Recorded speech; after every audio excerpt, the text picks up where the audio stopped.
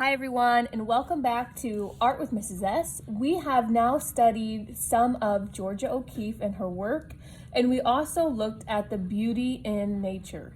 So for this assignment, you have the option to either draw and add value with color or pencil a flower, and you might have to do some more research on that. We'll be doing together a animal skull, and in the PowerPoint slide or Google slide attached, you will see many examples of different skulls, and you're more than welcome to kind of trace those out, but I'm going to show you a few things that are going to help you out a ton when you go to kind of dive in and draw this skull. So I'm going to use pencil to get started because that's going to help you out a lot in case you mess up. And then it's also really great. Pencils are nice on these to add value without any colored pencils or anything else, just value of your pencil graphite. So what we're going to draw the big shapes first, and you'll notice with this skull that I'm drawing on the Google slide 7, you're going to start with your paper side to side or horizontal long ways. To draw the skull, I want to center it and press kind of lightly to get started. And people go, I can't do that, I'm going to mess up. I'm just kind of drawing, it looks like a blob.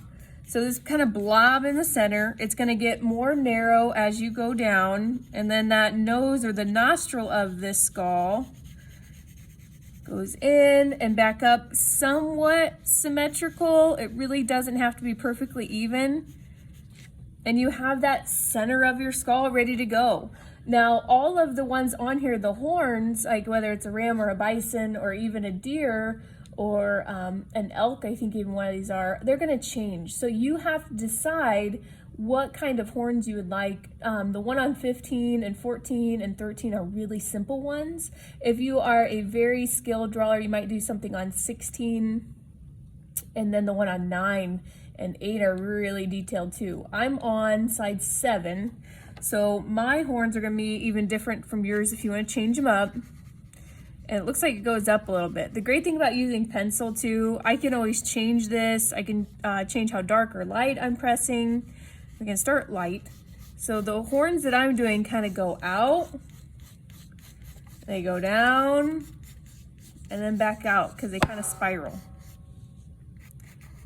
I'm gonna kind of close it up. Looks like kind of that bubble letter. If I was in the bubble letter S, I'm sketching, I'm pressing light, not making those dark bold lines yet, because I could change this, or if I mess up, it's really easy to change, or I can draw my more confident lines over top. So now I have that center skull. I didn't worry about the eye sockets. I didn't worry about the lines or cracks in the skull or the nostrils yet. And now I'm balancing this out to add in those horns or antlers, whatever you'd like to call them. I'm going to do another one. They will not be perfectly even, so branch out nice and big, almost to the edge of your paper. Don't draw these teeny tiny skulls. All of them fill the page.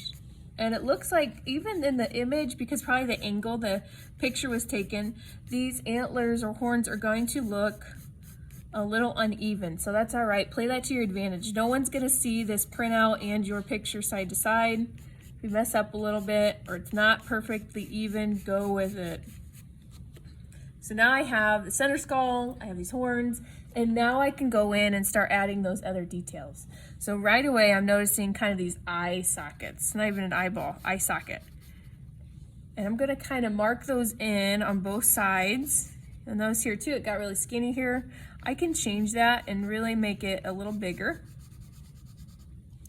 And those look weird, looks goofy. So I really have to color those in or add value by pressing harder with my pencil or doing some overlapping.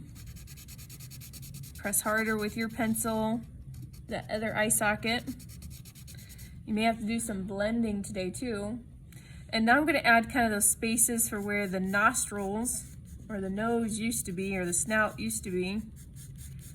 And I'm constantly looking back at my image. So if you don't wanna draw this one and you wanna make your own, you're gonna have to look back and forth at your image a lot.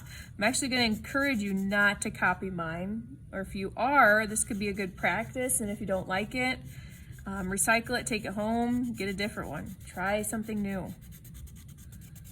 This is good practice. I'm pressing harder, And now I can even get in those other details. It looks like there's kind of a crack down the center of the skull. It stops right before the nostrils. Kind of goes up, over, back down. And again, I'm still kind of just looking back and forth at this. It looks like there's another dark line through the center. This is not meant to be pretty art. It's meant to be art from nature. And it's good practice on how to draw this three-dimensional skull. I'm looking at where those lights and middle grays are, where those other lines are.